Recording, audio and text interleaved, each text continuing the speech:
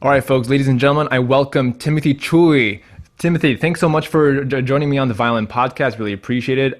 This is our first time meeting, and I'm so glad to have met. And we have a mutual friend, which is a previous person on the Violin Podcast, Max Tan. So thank you so much for joining. Pleasure. Thank you for having me, Eric.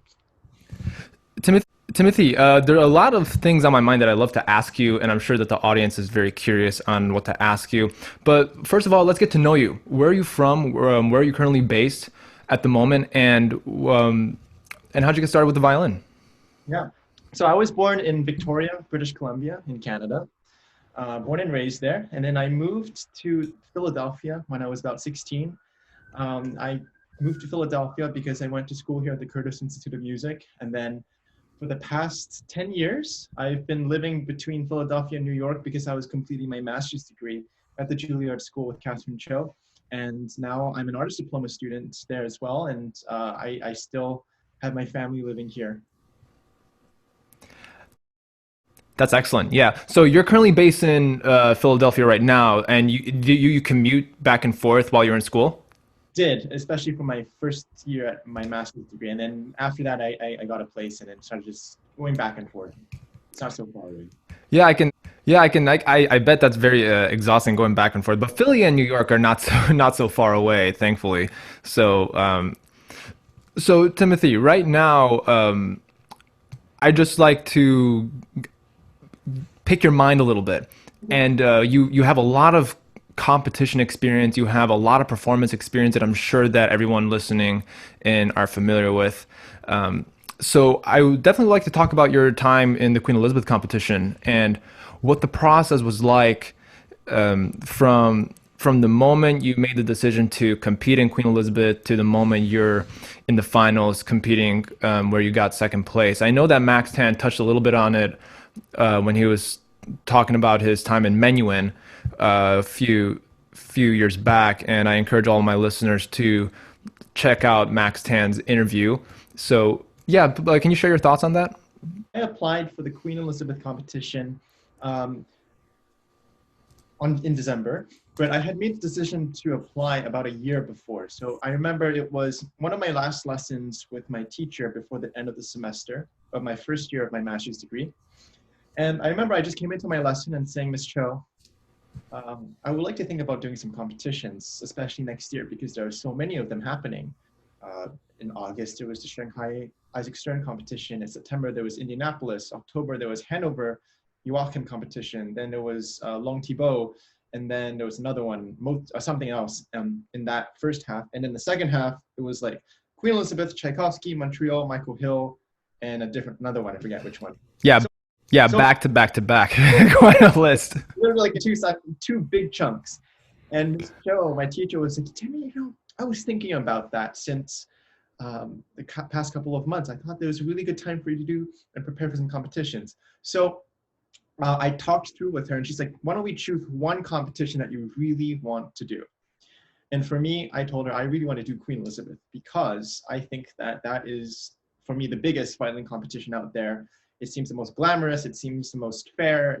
I always wanted to spend more time in Europe, and Belgium for me was just, I heard so much about it and never have gone there. And she's like, okay, that's great. So let's put that 1 year of preparation is perfect timing, she said, to prepare for these competitions.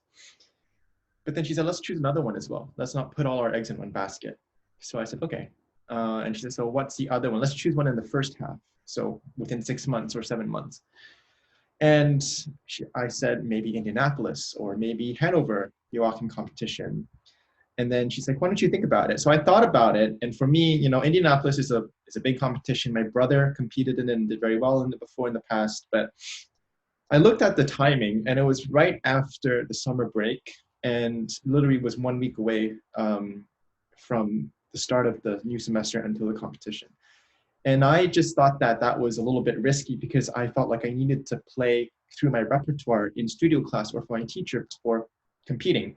So I decided to do Hanover Joachim competition. And I said, oh, I always wanted to spend time in Germany anyway. So I ended up applying for both Hanover and Queen Elizabeth. And then things happened really well. I had a lot of time to practice, won Hanover competition. And then I came back to my lesson the week after I finished Hanover competition. And she's like, that's great. wonderful.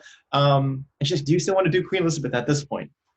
And part of me didn't want to, but part of me wanted to because, getting first prize at Hanover was already kind of a big thing. And you just never know with competitions. You never know what the jury is looking for. You never know what your mood and what's happening with your hands that day.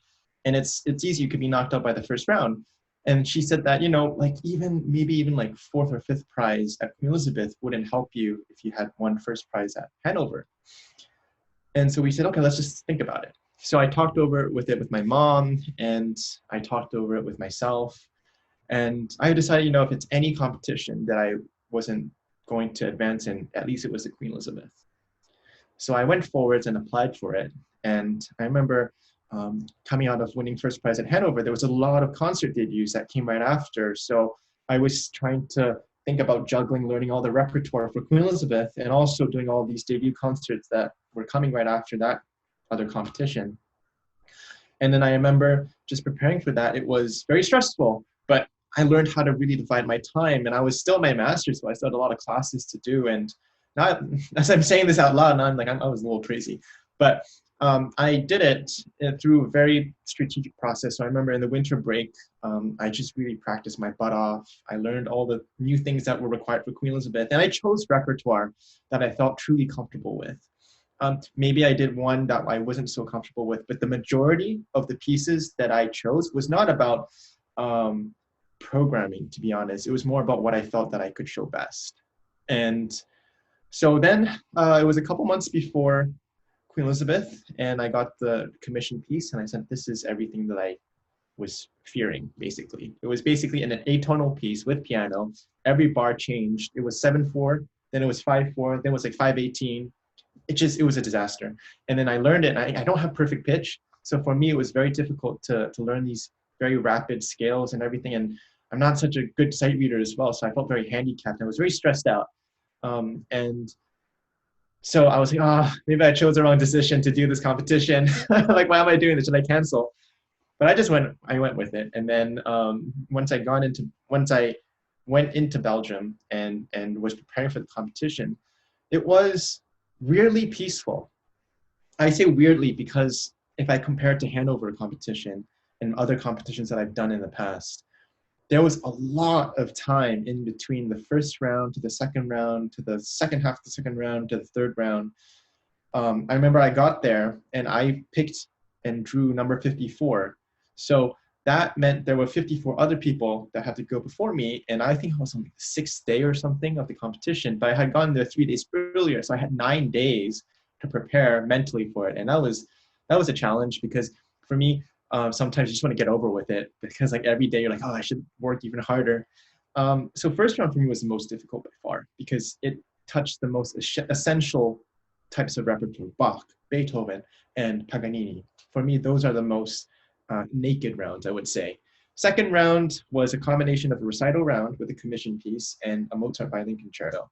And for me, I felt very comfortable in that round.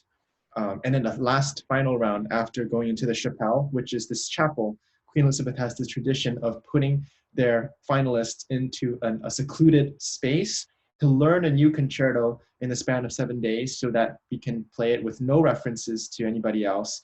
And that's the challenge, that plus a romantic concerto.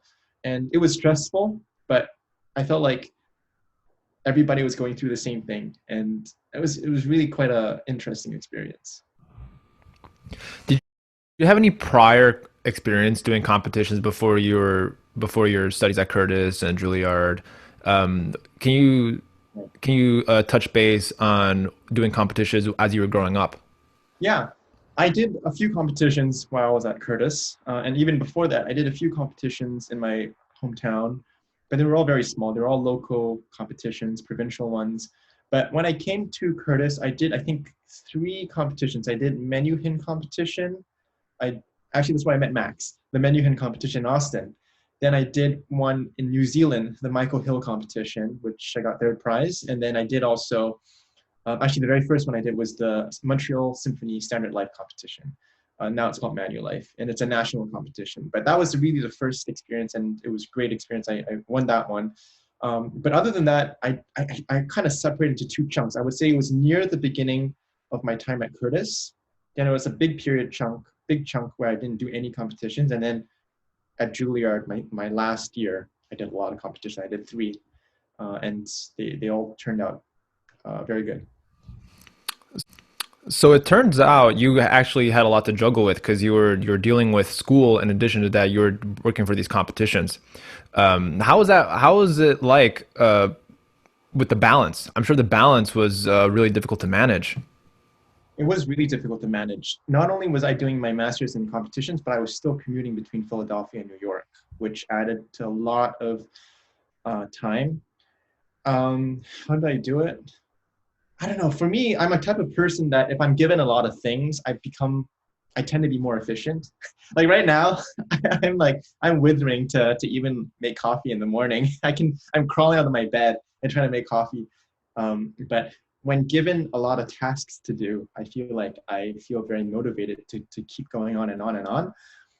I think it takes a lot of self-determination, and there's a lot of times when you just start questioning, why am I doing this, and why am I putting so much effort into something that I have no real result out of coming for. But I felt like, looking back, I think there was a lot of lessons that I learned. The lesson of consistency, going into preparing these competition, and classes were great because I think, if anything, going to class was kind of more like free time, in the sense that I can distract myself from preparing from these competitions and be in the moment. And I really enjoyed that. So for me, juggling was definitely a challenge, but I wouldn't say that I hated it or anything. A topic that we, of course, discussed on previous episodes on Augusta McKay Lodge's episode recently, we discussed on like what it means to be an artist in the year 2020, and we oftentimes ask this question of like, what am I doing? I'm making a living with this wooden box, I said. So I think it's a good conversation to continue having with oneself, especially with all the people listening and watching, of course, that it's, this is a question you'll be probably asking for the rest of your life. Like, what am I doing? How am I doing it? Where am I going to be doing it? So I appreciate your thoughts on that, and I'm glad that you're down to earth guy and it's humbling to hear that you also deal with like the everyday stresses just like everybody else. Even though your name is plastered on all these competition posters and you're associated with so many different prizes, you have a lot of the same concerns, like being tired, and especially with all the commuting and stuff. Yeah, I really appreciate that. I want to talk about the violin that you play on. This is actually the first time I am discussing on what a person is playing, and you actually have it ready. I did, by the way, for the record, I didn't ask Timothy to prepare his violin, but probably through other interviews you have it ready. But can you talk about the violin that you play on and your relationship with it? Yeah, actually, I was just practicing right before I called you, and that's why. How convenient. Yeah, the violin that I have here, it's a beautiful 1717 Stradivarius on loan to me from the Canada Council for the Arts. It's a really wonderful instrument. I'm so incredibly fortunate to have this on loan from me for 6 years now. And it's a golden period Stradivarius. And, I was playing on a Guarneri del Gesù before I had this violin for 3 years. And it was a beautiful instrument as well. And for those of you that don't know, like within the violin community, Strads are great in the music industry. But then when you have a Guarneri del Gesù, it's like that is the gold standard. But to be honest, and I was persuaded by that. I was like, Guarneri del Gesù are the best instruments, and they're wonderful instruments. But then for some reason, I remember playing on it. It was beautiful, but I felt like it wasn't an instrument that I felt that had the best, wasn't the best medium for me to use. But then when I changed to this violin, I remember I really connected to it. And a lot of people had a lot of negative things to say about this instrument within the community of that foundation, because saying that, it was restored so many times, it has a small sound, a lot of people had struggled with it. But for some reason, I really just grew with it. And it's really been an incredible vehicle to join me in the development of my career. So now all those negative things, I don't think people can say so much about this violin anymore. I mean, it's a very bright instrument. It's very, very bright. The treble I think is the speciality of this instrument. The E string, the A strings, it's got such a powerful crispness to it. The G string, the lower bass strings, has a beautiful crispness to it as well. Doesn't have the fullest bass, I would say, but definitely it has its moments where it really sticks out. It's one of those instruments that reacts right away. And for me, it's just a joy to play on this one. Thank you for sharing all of that. By the way, for people who are watching on YouTube, it's a beautiful instrument that Timothy was just showing us. But yeah, like violins and strings and bows and the weights of the bows, those are all fascinating topics for me. And just out of curiosity, what kind of strings do you play on? Just to set the record straight for some people who are so curious. Yeah, I play Peter Infeld strings. Peter Infeld, is that with a tin E or is that with a different E? So I use Peter Infelds for my A, D, and G, and for my E strings, when I can get my hands on it, I play it on a W.E. Hill string on medium tension.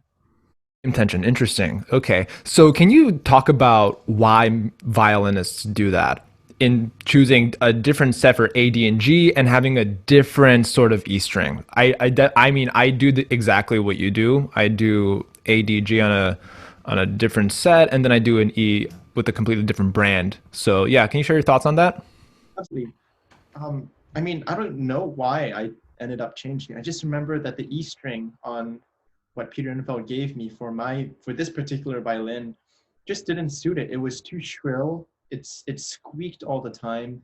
So I remember I just opened up my case one time. I was looking through, I have dominant, I have vision, I have Parastro. Then I got this W.E. Hill string, and I was, let's try this one. It was so cheap. So I tried it, and I just remember it never squeaked. Well, never is a strong word. It hardly squeaked, and it had a very nice mellow sound to it because this instrument is so bright. I think the thing about it is that it doesn't have to be just 3+1. It could also be every single string could be a different one, but I haven't really met those people. I've known some people that have different AEs and then different DGs. So like 2-2, so like a pair. So yeah, I don't know why I do that actually. It's a good question that you asked me. Yeah, I'm thinking that I do know a handful of people that do EA and then DG. I know oftentimes cellists, that have top two strings, A and D are different than the G and the C. I know that's very common amongst the cello community. But yeah, I find strings to be a fascinating topic because I used to play on Peter Infelds. I don't anymore. But I find those strings to be, as you said, very crisp, very brilliant. Of course, not all the strings are going to fit the instrument, which is what you said. Another common one I found was dominant ADG with the Parastro Gold E. That's a very nice blend. And have you ever tried dominance on your instrument? Because I know that a lot of violinists tend to gravitate towards dominance when being paired with older instruments. Use dominance. Dominants are fine for me. They're something that I would try again, but I wouldn't do them right now, or at least for a big concert, because dominants are great neutral strings, I think. They're kind of like water with your meal. It doesn't really affect the flavor. It doesn't really add to the flavor. But I think the reason why I haven't used dominants is because the last time I used them, I just remember them having to break into the violin about 4 or 5 days. And that for me is that's very frustrating for me. The nice thing for me about Peter Infeld is I feel like I almost have zero amount of time that I need to break into it. If anything, the strings sound even better when you first put them on. That new string crispness of the Peter Infeld, I think, is just so satisfying. And if anything, I actually planned all of my string changes, especially at Queen Elizabeth, like 3 days or 2 days before, and no later, but not too far ahead of time as well, because then it tends to wear down. And I think the only thing that really is negative about the Peter Infelds is that they do wear down very fast, maybe 3 weeks. Yeah, so I want to actually circle back on the conversation between Guarneri del Jesus and Stradivari violins. I was very honored to attend a like a workshop, and this violin dealer from New York was presenting different violins, and you go from like the cheapest violin and you go all the way up to the Guarneris and to the Strads. And once we got up to the Guarneris and the Strads, it was so interesting because they both have such very different qualities. To me, in that setting, in that hall, during that time with those players, the Strad seemed very sweet to me. Had a nice tone projection wise, like you can play pianissimo and you can hear it at the end of the hall. It was amazing. But that Guarneri that was in the hall compared to the Strad was kind of like a roller coaster ride, you know? And you kind of, the moment you have this beast in your hands, you know, sky's the limit. Like you kind of have to tame the beast. Did you find that in the Guarneri and the Strad to be that case, or not really? Yeah, the Guarneri del Gesù had a much fuller sound, and if you don't take care of it, it just blasts, which is great. I love that part. But the nuances I found sometimes to be very difficult to bring out. The Stradivarius, if anything, it has more potential energy, and I find that there is more color. It's funny. So I find the Strad really great for recording, and it's a wonderful recording instrument. The Del Gesù is better for live performances in many aspects, but this, I think also Strads, not all Strads are made equal because there are much more than the Del Gesus, and he was experimenting so much with his style of making as well. Some Strads have a very shrill sound to them, and some of them are very small sounding as well, but I think they're both polar opposites. Thanks for sharing all of that. I really appreciate the conversation and your wisdom and your knowledge about all that stuff. Let's transition into your time in New York and your time at Juilliard. How long have you been at Juilliard? What has your experience been like at Juilliard? Can you share your thoughts on that for the audience? I entered Juilliard in 2017 to become a master's student. I applied there, and I remember I wasn't sure who I wanted to study with because I had studied with Ida Kavafian and Pamela Frank at Curtis and Pinkas Zuckerman during the summertime for many years. And just, I needed a change also from a different teacher and so forth. And just the Juilliard faculty seemed very impressive, but I didn't know any of them personally.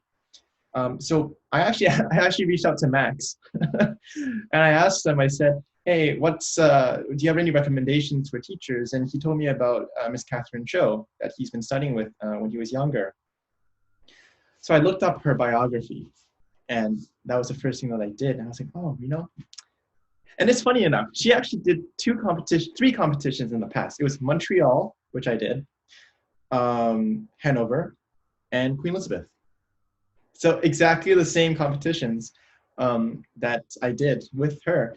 So I looked at that. I remember I said, oh, you know what? If she can get a top prize in those competitions, I have a lot to learn from her. And I've heard she's a wonderful person, and I've only heard good things about her. So I set up a lesson just after I put in my application to apply at Juilliard, and I got along with her very well. It was a very short 20-minute lesson here in Philadelphia. She came to perform at the Philadelphia Chamber Music Society. And I remember we just met at the hotel, and I just played for her, and I really clicked along with her energy. And so I committed the couple months afterwards to go to Juilliard. And I was really scared because, you know, New York has this image of being this very tough place to live in, and it's just so expensive also. And I was really scared at first. But then I went in. We'll talk about the expensive part in a moment because, yeah. So I went into that school with really, really lots of fear, actually. And my brother went to Juilliard, and I think he had a great time there. But I just remember he was telling me about a lot of the differences that he had between Curtis and there. Curtis feels like a very safe bubble, and Juilliard, in my mind at first, was just kind of this open cage with tigers everywhere.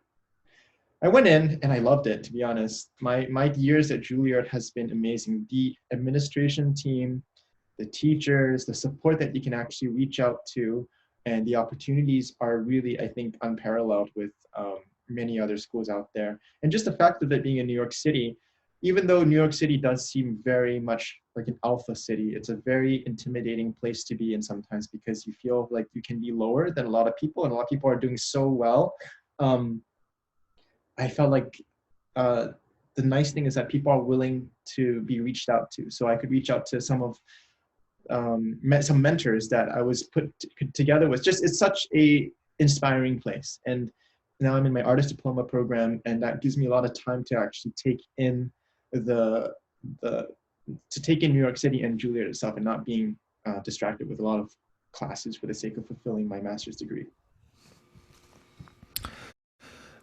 You mentioned New York being a very expensive place, and that triggered something very an interesting question for me to ask you in terms of investment in time and investment in education.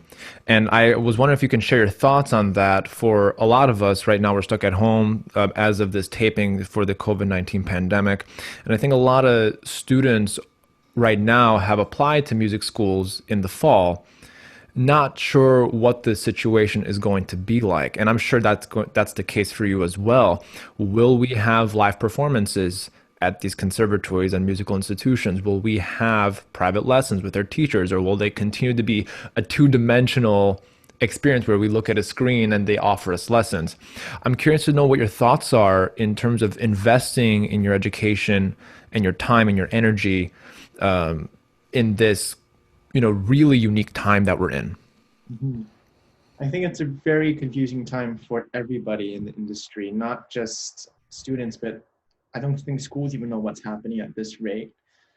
I think the best way mentally to go forwards is to expect the worst, and then things might get better from that. I don't exactly know how to advise, because I myself am not knowing what things are going forward. I think it's better to be a little bit more conservative in your choices right now. And yeah, it's really hard, because I don't really know how to guide someone right now, because it's so up in the air.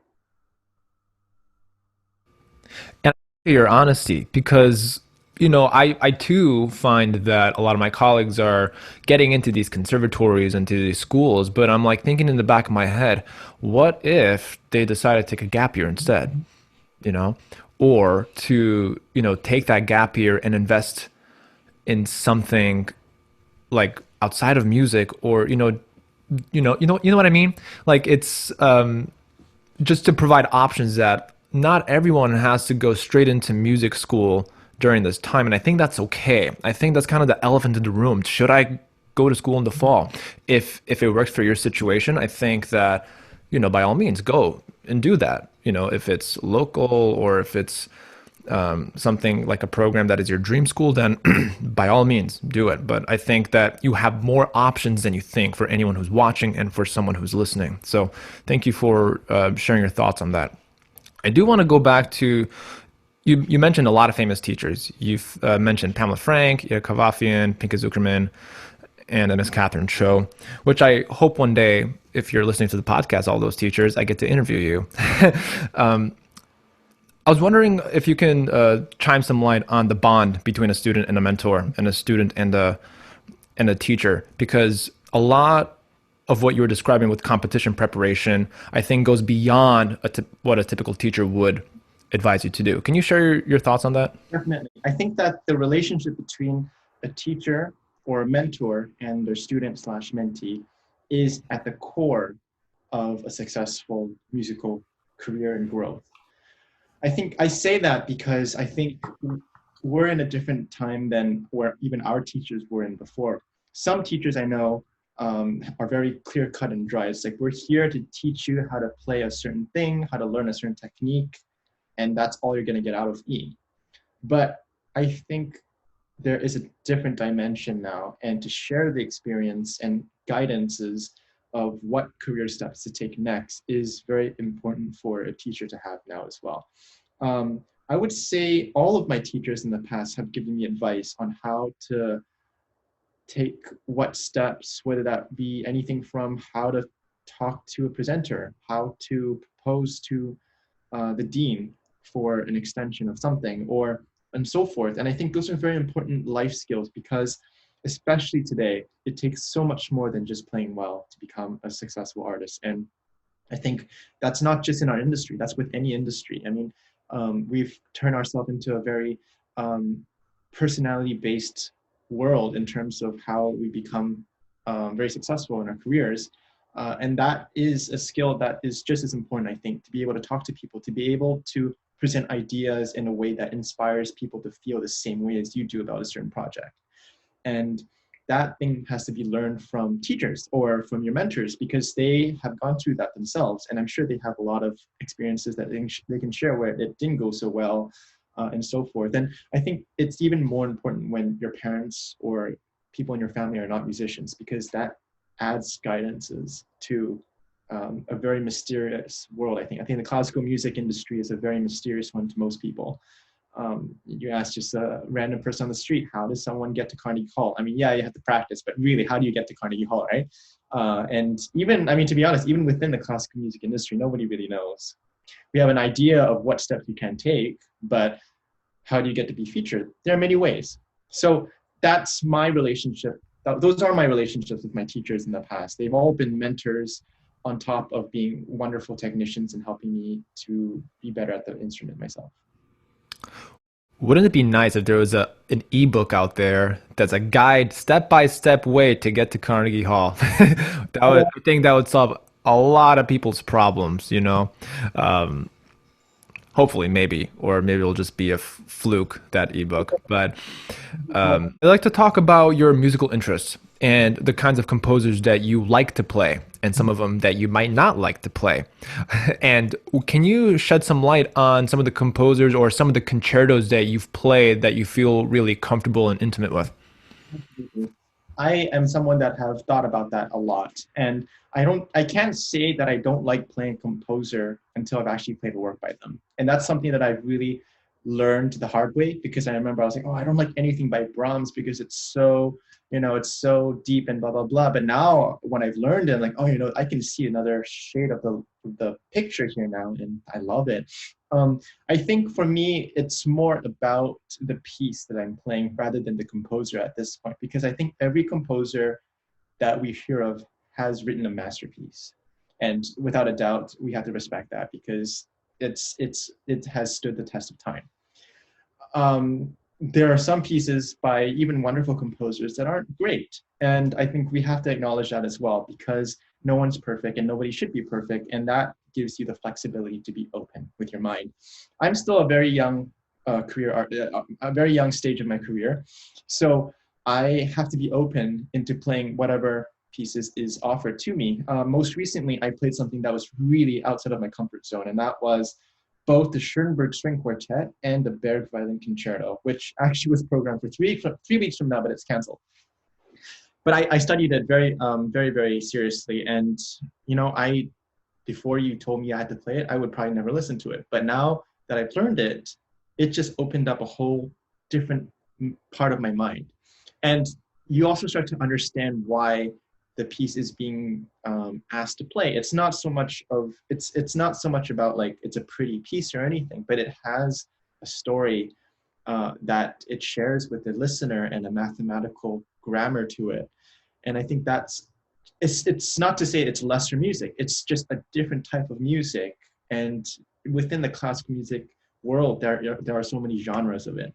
But if I'm being honest, right now, the repertoire that I feel most comfortable to play is stuff by the big romantic composers, the Tchaikovskys, the Saint-Saëns, the Mendelssohn, Bruch, Lalo, and classical Mozart concertos as well. Those I feel very at home with because I felt that there are pieces that I've had a lot of experience in and studied it a lot with my teachers, and I've played a lot, so I feel like I have a strong interpretation that I can share and feel confident with playing for people who bought tickets.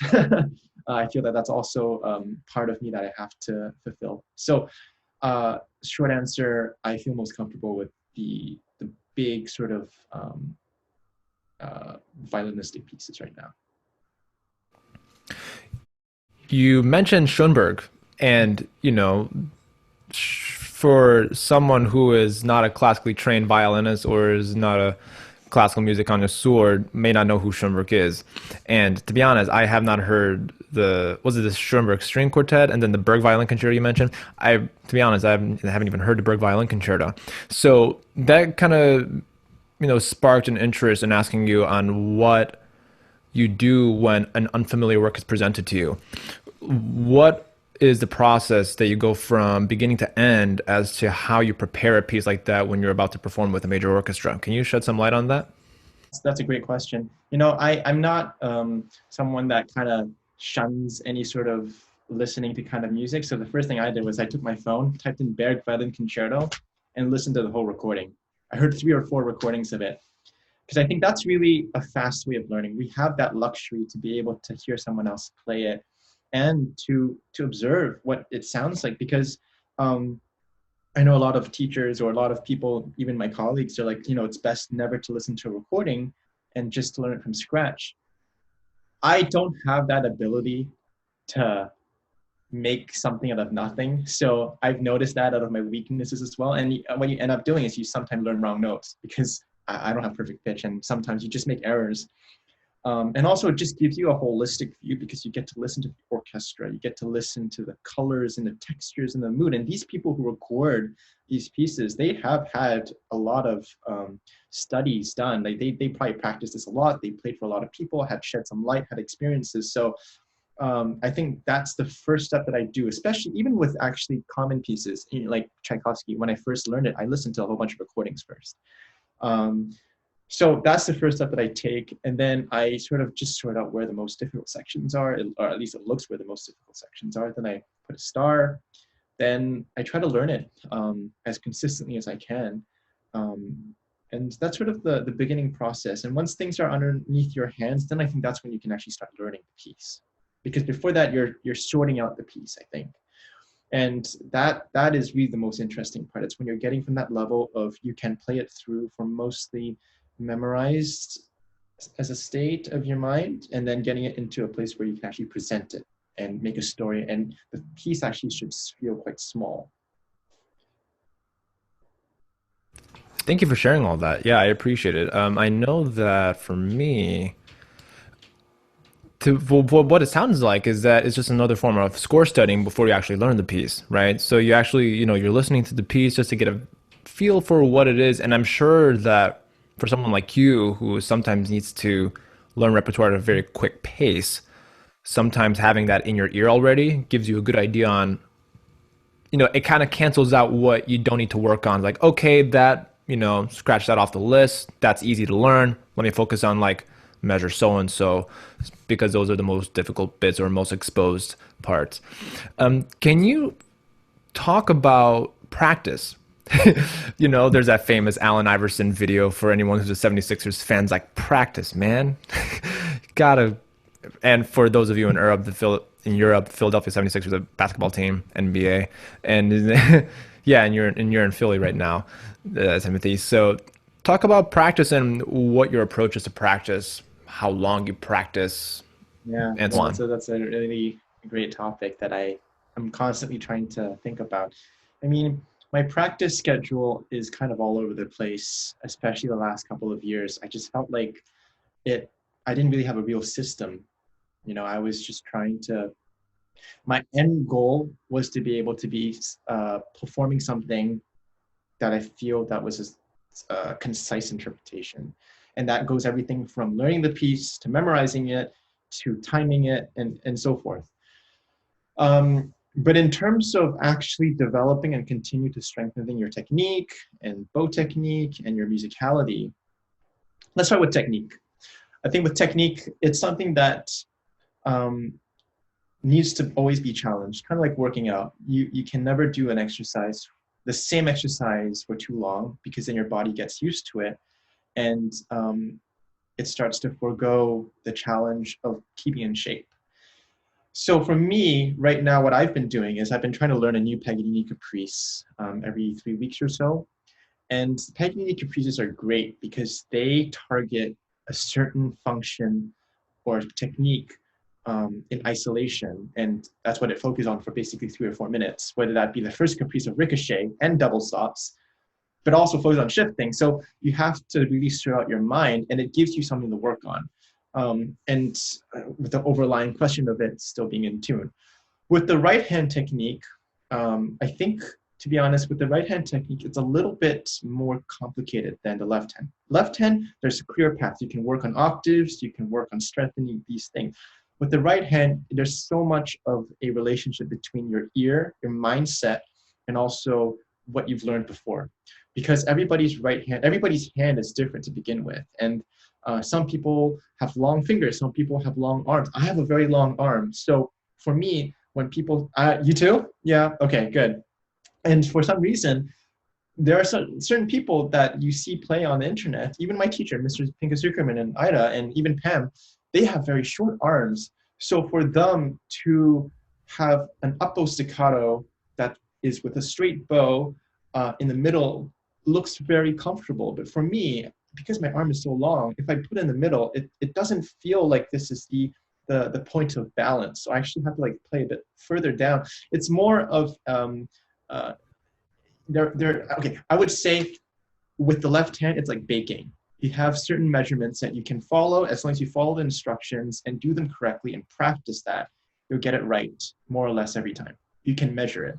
With the right hand, it's like cooking the main course. There's no technique exactly of how to measurements, more about taste. And the same thing about your right hand. You just have to play around with it, and you can look at some people to see how they're doing it, but it's a trial and error process.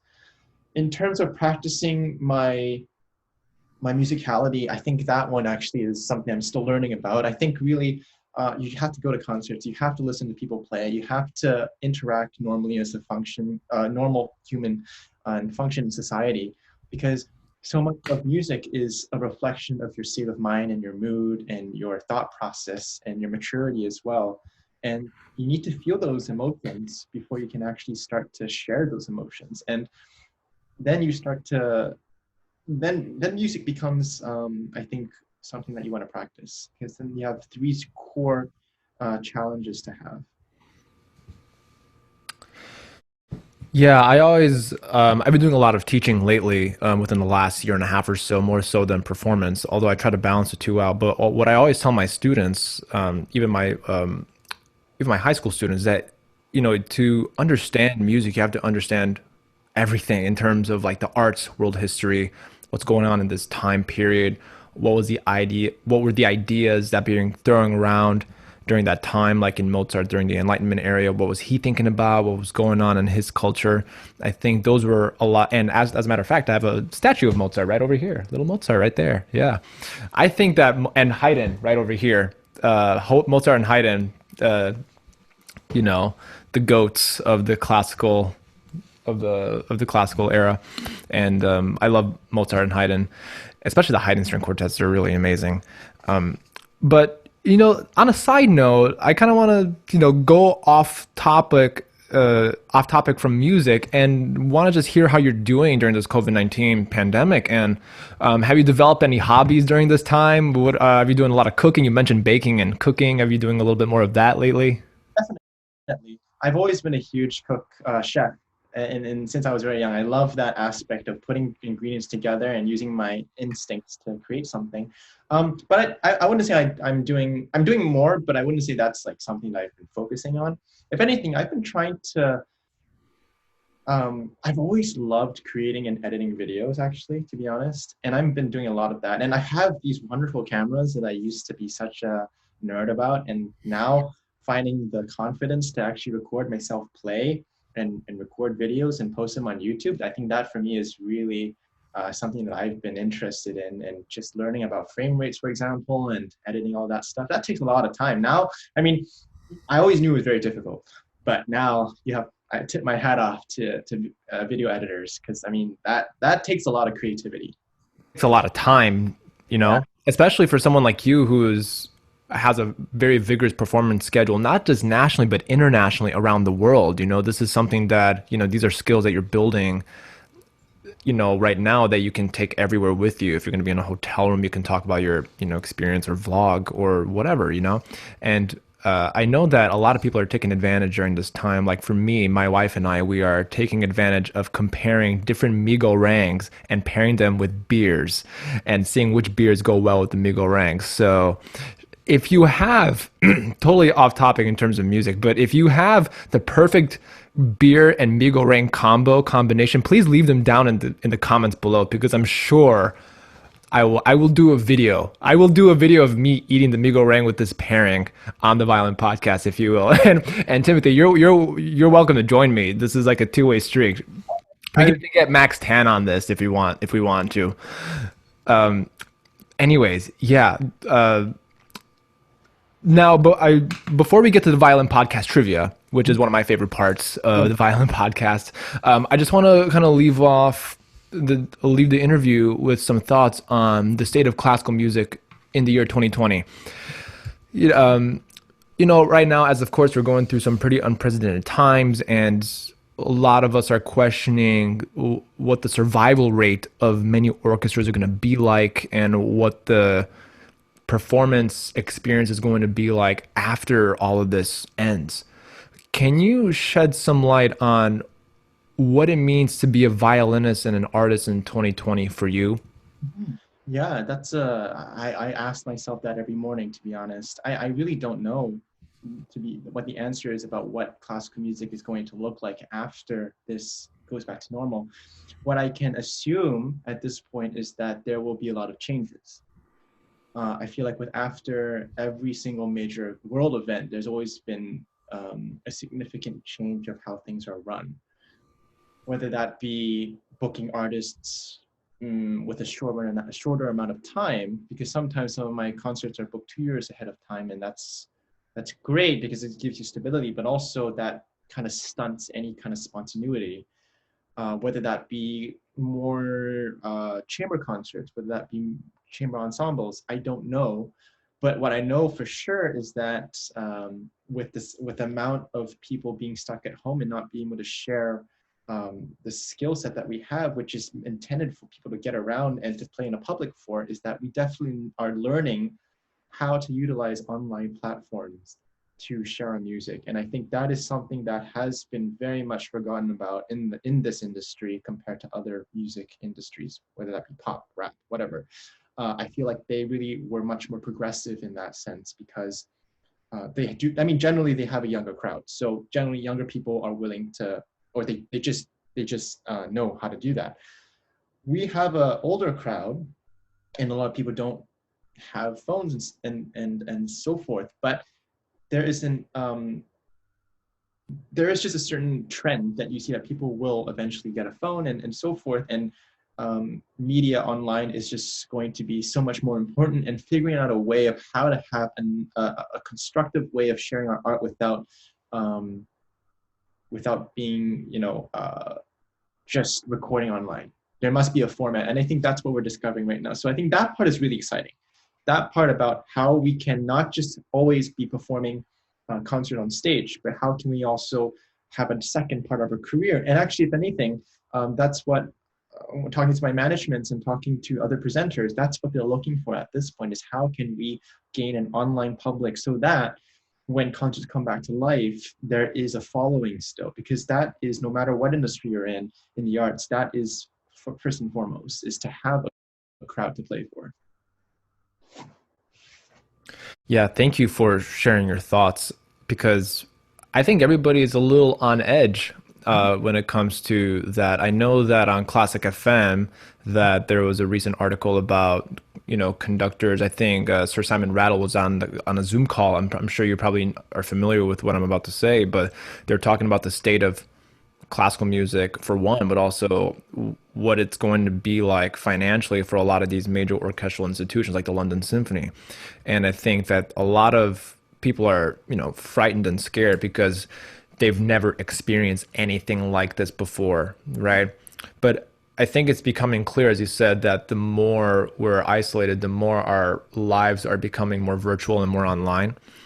And I don't know if everything will be virtual 100%, but I know that there will definitely be a greater shift towards virtual concerts, at least for the foreseeable future, right? And then hopefully one day, I pray that a lot of, in-person concerts are going to happen. So for both of our sakes, so we can have salaries, you know what I mean? Now, so we're going to play a little bit of Violin Podcast trivia. Okay. So for people who are joining us for the first time on the Violin Podcast, first of all, welcome. I really appreciate you being here, and I hope you're enjoying this podcast with Timothy Chooi. We're going to change Violin Podcast trivia up a little bit, because what I did in the past was you need to get 3 out of 5 questions right in 25 seconds time. However, recently in Christian Habel's interview, I stumbled upon my questions, which added to the length of time for Christian to add to his answer. So what I'm going to do this time is that I'm going to read the question in full, and then you'll have 4 seconds to respond to that question, right? So that way I can take my time, and as I say this question, you have some time to think about it. And that doesn't mean that the questions get any easier though, all right? So here we go. So I have a watch here. So at the moment I finish reading the question, and by the way, you do have to get 3 out of the 5 questions right. That still is applicable, and you get a prize from me. I'll try my best. All right. So first question: how many hairs are there in a violin bow? 200. I think about. Wow, you got that really quickly. Yeah, between 150 and 200. You know your stuff, Mr. Chooi. So that's 1 question right. Okay, it gets harder, by the way.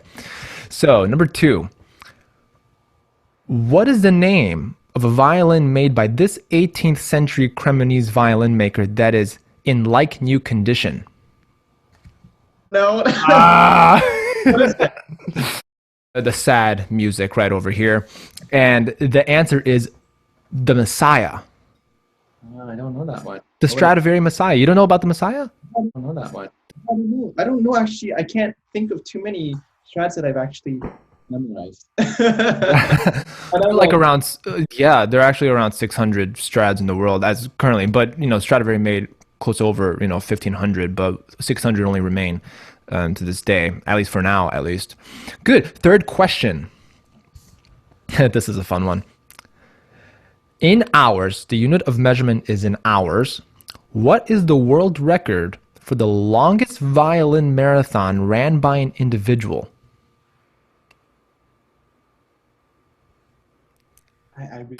So, I didn't know this. It's actually 36 hours, 0 minutes, and 20 seconds by a man in India, ran by a man in India by the name of Viswanath MS. And I know this, you can fact check this. It's on the Guinness Book of World Records website. So you can fact check that. Okay, so far you have 1 question right, 2 wrong. You need to get these next 2 questions right to get these right. This one you may know, but we'll see. Question number 4. According to Bachtrack's 2019 classical music statistics, who was the busiest violin in 2019? Violinist or violin? Violinist. Who was the busiest violinist in 2019? Hilary Hahn. It was a good guess, but she has actually she took a long break in 2019, but it was Kavakos. Oh. Leonidas Kavakos was the busiest violinist in 2019, and the next one was, I think, Joshua Bell was the next one. Okay, last question. This is for fun. What wood is a violin bow usually made out of? Oh. Leonidas Kavakos was the busiest violinist in 2019, and the next one was, I think, Joshua Bell was the next one. Okay, last question. This is for fun. What wood is a violin bow usually made out of? Maple. Cue the music one more time. What is it? Is it oak? It's usually Pernambuco wood. Right. Thank you so much for coming onto the podcast. I really appreciate it. I will send you a Violin Podcast sticker for being a good sport. All right. So for people who are listening in, thanks again for listening and watching the Violin Podcast. I really appreciate it. And if you haven't subscribed, please make sure to subscribe and hit those bell notifications. Timothy, thank you so much for joining me today.